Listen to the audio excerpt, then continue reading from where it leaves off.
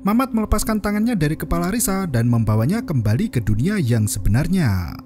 Mamat memaksa Risa untuk segera pulang karena situasi semakin membahayakan. Mamat pun pergi seiring kehadiran Angga yang menepuk pundak Risa. Esok paginya, Risa menceritakan sosok Annelies yang sempat terkurung di dalam bunker selama beberapa hari sebelum akhirnya mati kelaparan. Meski merasa kasihan dengan kisah tragis Annelies, Risa sangat mengkhawatirkan nasib Dewi yang nyaris dibawa pergi dan dijadikan teman Annelies. Angga teringat boneka milik Dewi yang sering berpindah tempat dan bergerak sendiri. Ia yakin ada sesuatu yang salah dengan boneka itu. Angga segera mengemasi makanan dan pakaian bersih untuk kakek di rumah sakit. Pagi itu, kakek menunggu hasil lab untuk mengetahui sudah boleh pulang atau belum. Saat Risa berbincang dengan kakeknya, adik sepupunya yang lain berpisah untuk menjenguk Dewi. Di hari yang sepagi itu, Aji malah duduk termenung sendirian di halaman rumah sakit. Melihat ayah temannya yang bersedih hati, Risa turut prihatin dengan musibah yang menimpa Dewi dan duduk mendengarkan keluh kesah Aji. Pria itu meminta maaf atas sikap kasarnya lagi keras menolak kebenaran dunia goib. Ia tak menyangka kejadian seperti itu benar ada di dunia modern. Risa menawarkan paman Aji untuk meminta bantuan pada kakek. Aji berkata jika istrinya sudah meminta bantuan dari orang pintar. Siang harinya, Niko, Angga, dan yang lainnya melihat seorang bomo masuk ke area rumah sakit. Dukun itu masuk ke bangsal seruni tempat kamar Dewi dirawat. Sayangnya, di bangsal itu tidak diperbolehkan anak kecil kurang dari 13 tahun. Niko dan sepupunya berjalan ke belakang gedung untuk mengintip aktivitas di kamar Dewi. Nasnya, satpam rumah sakit memergoki tingkah mereka dan membawa anak-anak itu pergi. Di waktu yang sama, Bomo Sakti melakukan ritual pengusiran setan dari tubuh Dewi. Anak kecil itu terus meronta dan meminta tolong pada ibunya. Setelah mengerang kesakitan, Dewi kembali tak sadarkan diri. Bomo itu berkata jika kondisi Dewi sementara ini sudah aman. Bomo itu melakukan beberapa ritual tambahan agar setan pengganggu tak terus-terusan hinggap di tubuh Dewi. Di tempat lain, Risa bertemu dengan hantu suster yang tampak pucat dan batuk-batuk. Risa menawarkan bantuan untuk membantu suster itu kembali ke ruang perawatan. Sang suster tersentuh dengan kebaikan Risa dan bercengkrama sejenak di ruang itu. Tak berselang lama, Risa melihat Agus berjalan terburu-buru di koridor rumah sakit. Ia buru-buru pamit pergi dan menghampiri Agus untuk menanyakan perkembangan kesehatan Dewi. Risa berkata jika sumber penyakit Dewi bisa datang dari boneka kesayangan Dewi. Ia pun bertanya dari mana Dewi mendapatkan boneka itu. Agus menjelaskan jika boneka bernama Emma itu adalah pemberian dari Ibu Fitri yang dibeli dari pasar. Boneka itu sudah lama tak dimainkan oleh Dewi dan ditinggal di rumah tua Belanda. Risa dan sepupunya langsung pergi ke rumah Belanda guna mencari keberadaan boneka Emma. Kehidupan mereka yang penuh dengan agenda pencarian seolah tak pernah ada habisnya. Seperti biasa, Indi dan Riri menunggu di luar rumah sembari berjaga kalau ada orang yang datang. Risa bersama Angga, Niko, dan Kakang masuk ke dalam rumah dan berpencar menjadi dua. Risa dan Kakang memulai pencarian di kamar Dewi dan berhasil menemukan boneka itu di kolong ranjang. Saat menuduk ke bawah, sekelebat bayangan seseorang melintas di depan pintu kamar Dewi. Kakang masih kesulitan merangkak masuk ke kolong ranjang sementara hantu tukang renovasi rumah berjalan mendekati Risa.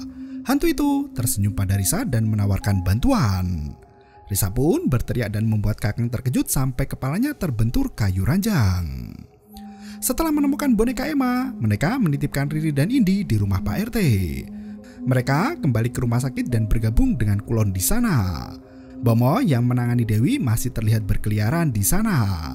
Risa mengajak adik-adiknya untuk ke bangsal kakek dulu sembari menunggu Bomo itu pergi dari kamar Dewi. Sebelum ke kamar kakek, Risa mengajak Angga untuk menengok suster yang batuk-batuk. Perawat yang keluar dari ruangan itu pun berkata jika kamar itu sudah kosong sejak kemarin. Sesampainya di kamar kakek, pria renta itu bercerita jika sebentar lagi sudah diperbolehkan pulang. Namun entah mengapa, kakek merasa betah di rumah sakit dan enggan pergi dari kamarnya sendiri. Tak berselang lama, terdengar pengumuman dari ruang informasi rumah sakit yang meminta para pengunjung untuk segera pulang karena waktu kunjungan telah habis.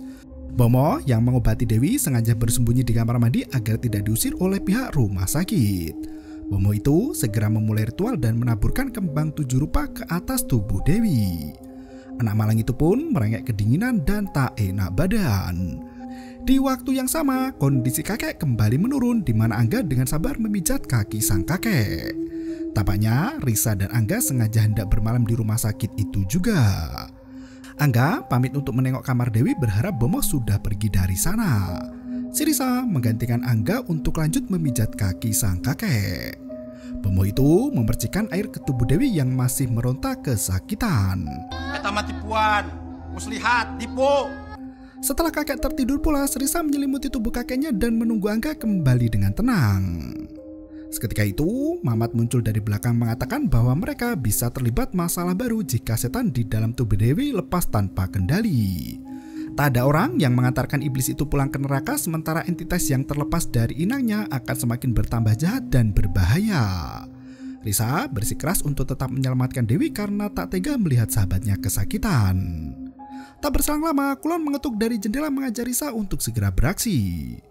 Setelah Dewi tak sadarkan diri karena kesakitan, Bomoh itu menjelaskan jika makhluk yang mengganggu sudah pergi dan tak akan kembali lagi. Angga tampak mengintip dari jendela melihat Bomoh masih berada di kamar Dewi. Saat Bomoh itu menunduk memunggungi Dewi, ranjang rawat Dewi bergerak sendiri menubruk punggungnya. Seketika itu, Dewi kembali bangkit dalam wujud lebih kuat dari sebelumnya, membuat Bomoh itu bergidik ketakutan. Sang Bomoh pun lari meninggalkan rumah sakit, sementara Dewi melompat dari ranjang berusaha untuk mengejar dukun sakti itu. Fitri sampai pingsan di pelukan Aji melihat kejadian tak masuk logika.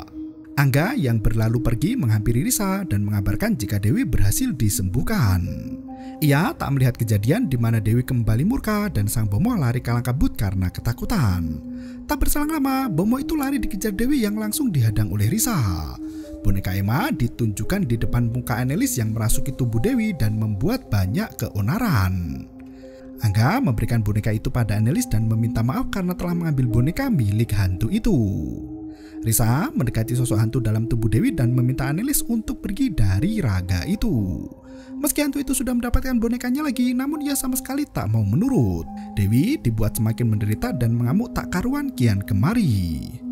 Anak-anak itu ketakutan dan berpencar untuk menyelamatkan diri. Naas, Risa, Angga, dan Agus justru masuk ke dalam kamar mayat. Mereka bersembunyi di balik ranjang salah satu mayat, namun tiba-tiba seonggok tangan jenazah menjulur keluar. Angga terpaksa mengembalikan tangan itu ke tempat semula dengan penuh hati-hati dan perlahan. Di tempat lain, Kulon, Niko, dan Kakang masuk ke dalam gereja. Mereka mengeksplorasi ruangan itu dan menemukan air suci yang dipercaya bisa mengusir hantu. Kulon mengosongkan botol minumannya untuk mengambil sebagian dari air suci itu. Mereka tak menyadari jika hantu suster duduk dengan khusyuk dan berdoa di tempat peribadatan Kristiani itu. Setelah mengambil air suci, mereka keluar dari gereja namun satpam memergokinya. Mereka dikejar hingga masuk ke kamar mayat dan bergabung bersama Risa, Angga, dan Agus. Kulon menunjukkan stok air suci yang mungkin bisa membantu menyembuhkan Dewi. Seketika itu, lampu di kamar mayat padam membuat suasana makin mencekam. Anak-anak itu menyalakan senternya di mana pintu kamar mayat terbelalak dengan sendirinya. Terdengar suara hantu mengerikan yang berkata jika mereka tahu di mana tempat anak-anak itu sembunyi. Tiba-tiba, ternyata sedari tadi Dewi berada di ruangan yang sama dan menyamar sebagai mayat di sana. Amukan iblis Belanda itu membangunkan semua mayat yang ada di dalam kamar. Untungnya kakek segera datang dan mencoba menyembuhkan Dewi dengan segenap tenaga yang tersisa. Kakek yang kewalahan dibantu oleh hantu suster yang terus membaca doa di sampingnya. Gadis yang kerasukan itu semakin memberontak dan meronta kesakitan. Doa terus dipanjatkan dibantu Risa yang menuangkan air suci ke kepala Dewi. Tak berselang lama, kondisi Dewi semakin membaik dan berhenti meronta. Dewi diantarkan kembali ke kamarnya di mana Fitri menangis terseduh di pelukan suaminya. Melihat putri kesayangan mereka telah siuman, Aji langsung berterima kasih pada kakek dan juga Risa. Anak-anak itu pun kini bisa pulang dengan perasaan lega dan bahagia. Niko sampai berkata jika mereka bisa membuka jasa sebagai pengusir hantu sungguhan. Risa kembali menghentikan langkah di mana firasatnya mengatakan ada hantu suster di dekat lorong rumah sakit. Benar saja, hantu biarawati bernama Nora itu hendak mengantarkan Risa ke gerbang menuju rumah sakit untuk mengucapkan selamat tinggal. Risa bercerita, sang biarawati cantik itu bertugas menjaga anak-anak saat serdadu Jepang tiba di Indonesia. Banyak anak-anak Belanda disembunyikan di ruang bawah tanah agar tidak ikut dibantai bangsa Jepang. Nora selalu berusaha mencarikan makanan untuk anak-anak yang sembunyi di bunker tiap-tiap rumah. Naasnya, Nora terbunuh dalam suatu insiden berdarah dan mengakibatkan banyak anak mati kelaparan. Nora ibarat lentera kehidupan bagi jiwa anak-anak yang disekap dalam kegelapan dan haus akan cahaya. Untuk menebus kesalahannya di masa lalu, Nora selalu menjaga pasien anak-anak di rumah sakit dan mendoakan kesembuhan mereka di setiap malam. Pagi harinya, kakek ditemani Nora pun mengucapkan banyak terima kasih atas kebaikan dan bantuan yang selama ini dilakukan. Risa dan sepupunya datang mengunjungi kamar Dewi, namun keluarga mereka baru saja pulang ke rumahnya. Risa terlihat lega dan bergegas mengunjungi kakeknya. Ia tahu jika kakek sedang bercengkrama dengan Nora di kamarnya. Risa mengeluhkan terkait kemampuan IndiHome yang terasa sangat menyiksa hingga membuat Risa seringkali ingin menyerah. Risa pun mengungkapkan jika dirinya ingin menjadi normal seperti anak-anak yang lain. Kakek menasihati Risa untuk lebih menerima takdirnya sebagai jembatan dua dunia. Risa membantu kakek berkemas dan pulang dari rumah sakit. Riri dan yang lain menyambut kepulangan kakek mereka dengan tepuk tangan sukacita. Mereka bersepeda pulang dan mampir dulu di lapangan yang ramai anak-anak bermain bola. Risa menghampiri Agus untuk menanyakan kondisi Dewi yang sudah berada di rumah. Agus berkata jika Dewi sudah lebih baik dari sebelumnya dan berharap tak ada kejadian serupa yang meneror keluarganya lagi. Di waktu yang sama, Dewi termenung sendirian menatap keluar jendela. Ia merengek pada ibunya, ingin sekali bermain dengan teman-teman yang lain karena bosan berada di rumah seharian. Merasa iba dengan kondisi putrinya, Fitri memperbolehkan Dewi keluar dengan syarat tidak boleh terlalu lelah bermain. Fitri mengantarkan Dewi ke lapangan dengan menggunakan mobil dan menitipkannya pada Risa. Mereka duduk berdua dan bercerita jika Dewi selama ini juga punya kelebihan sebagai anak IndiHome. Risa menegaskan jika Dewi lebih sensitif dari anak lain dan mudah diganggu setan. Dewi pun bercerita jika dulu saat masih kecil dirinya pernah sakit parah hingga sekarat dan hampir mati. Detak jantungnya sempat terhenti dan dokter melepas semua alat medis di tubuh Dewi kecil. Fitri menangis tak karuan sedihnya hingga membuat ibu dua anak itu posesif dengan keselamatan putra-putrinya. Tak berselang lama setelah dinyatakan meninggal, tiba-tiba Dewi membuka matanya lagi. Sejak kejadian itu, Dewi menjadi lebih peka terhadap hal gaib dan bisa melihat sosok arwah penasaran. The Bangors kembali muncul ke lapangan dan berbuat keonaran. Mereka senang menyulut emosi anak-anak lain menantang untuk duel permainan sengit. The Bangors melawan kelompok Agus, Angga, dan Niko untuk bermain benteng-bentengan. Di tempat lain, Riri dan Indi berdiam di rumah untuk menemani kakek yang baru pulang dari rumah sakit.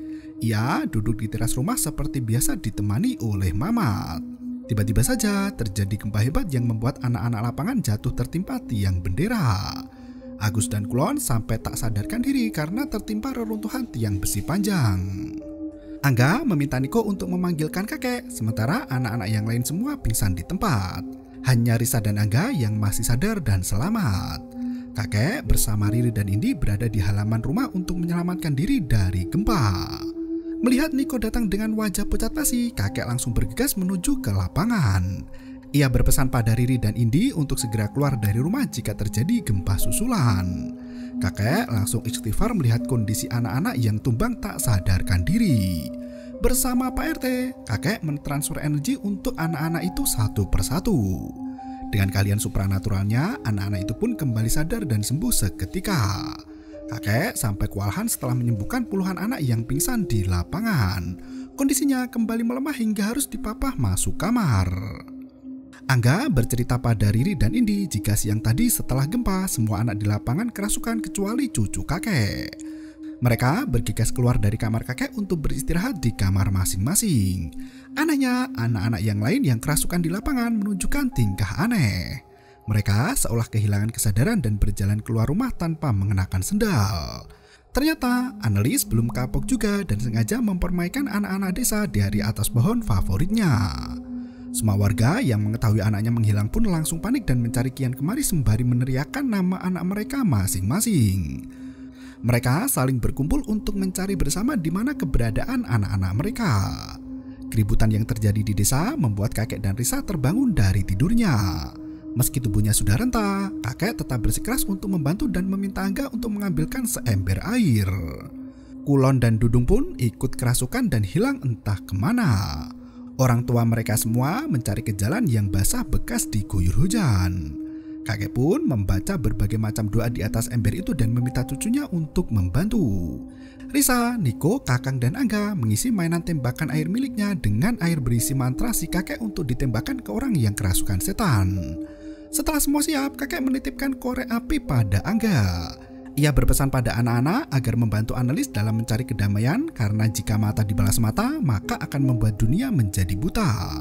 Mereka harus memusnahkan semua barang yang membuat Annelies marah dan tidak tenang. Risa bersama 3 sepupunya itu kembali menyambangi rumah tua Belanda disusul Dewi yang berniat membantu. Saat hendak memasuki rumah, kondisi ruang tengah dipenuhi dengan anak-anak warga yang dilaporkan hilang semalaman. Ternyata anak-anak itu berkumpul di rumah Belanda untuk berdansa tanpa gerakan apapun. Langit yang semula terang berubah menjadi malam. Risa dan Dewi masuk ke dalam basement, sementara Niko, Angga, dan Kakang mencari barang lain di dalam rumah. Risa dan Dewi melangkah semakin dalam ke tengah basement dan menggali tanah di sana. Angga, Niko, dan Kakang memanjat naik ke atas lemari untuk menembaki teman-temannya yang kerasukan. Anehnya, radio menyala sendiri dan anak-anak itu pun mulai berdansa bersama. Risa dan Dewi membungkus tulang belulang tubuh Annelies yang sudah tertutupi tanah dan debu ke dalam sehelai kain putih. Melalui lemari yang lebih tinggi, Angga memanjat naik ke atas loteng, sementara Annelies asik menari bersama kawan-kawannya yang lain. Di atas loteng itu, Angga menemukan tali bekas gantung diri yang masih terikat di pasak rumah. Saat radio itu berhenti, gerakan tarian anak-anak itu pun ikut terhenti. Angga melepas semua tali temali itu sementara anak-anak yang kerasukan mulai menyerang Niko dan Kakang seperti zombie. Annelies tiba-tiba muncul di belakang Angga dengan menunjukkan kemarahan yang tiada tara. Angga bergegas lari dan hinggap di lemari untuk membakar tali tambang gantung leher manusia itu. Setelah tali bekas gantung itu terbakar habis, anak-anak yang kerasukan pun jatuh pingsan secara serentak.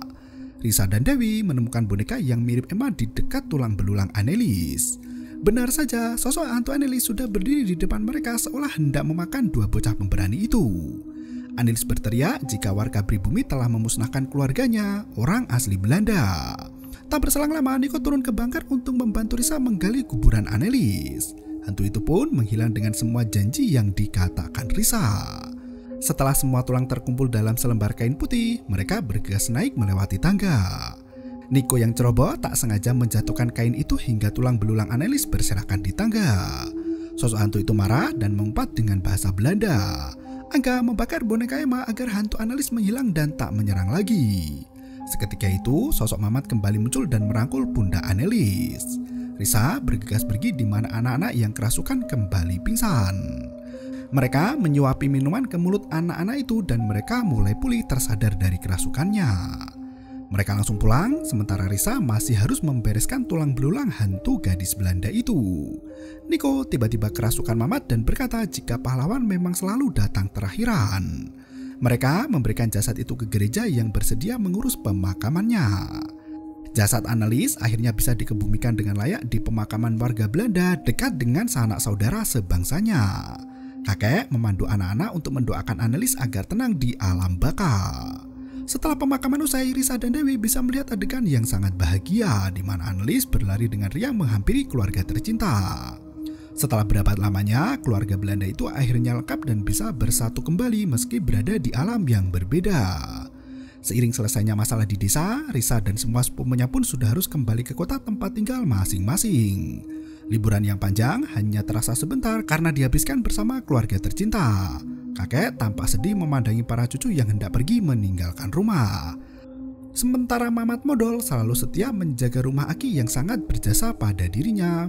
Dan film pun berakhir. Mengingat serial Jurnal Risa ini penuh dengan tokoh anak-anak, film ini boleh ditonton di semua kalangan usia. Meski penampakan yang hadir cukup membuat jantung berdegup kencang, namun tetap berhati-hati agar tidak menimbulkan trauma pada anak-anak yang menyaksikannya. Risa menjelaskan terdapat beberapa adegan mitologi yang bisa menjadi bahan diskusi antara anak-anak dengan orang tua mereka. Oleh karena itu sangat dianjurkan bagi anak-anak yang menonton agar tetap didampingi orang tua.